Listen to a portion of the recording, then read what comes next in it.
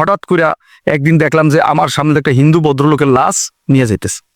এই লাশটা নিয়ে যাওয়ার পর আমি ভয় পেয়ে গেলাম যে আজকে তো এই অবস্থা আমার হইতে পারতো, কারণ হিন্দু লোকটা তো চিরস্থায়ী জাহান্নামী।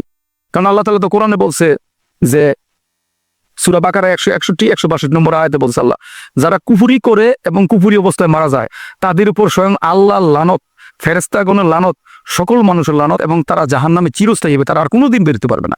তাহলে এই হিন্দু লোকটা তো আর জাহান্নামে বেরোতে পারবে না। তখন আমি কি করলাম, এই হিন্দুদের দাওয়াত দেওয়া শুরু করলাম।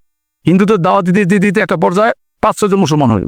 5-6 জন মুসলমান হওয়ার পরে আমার বাসায় একদিন আমার বাবা, আমার মা, আমার ভাইয়েরা আমাকে মারতে চাইতেছে, আমার অত্যাচার করবো, মানে আমার খুব পিঠা পাটা দিব, মানে যেটা শাস্তি দিব আর কি, ফিরানোর জন্য।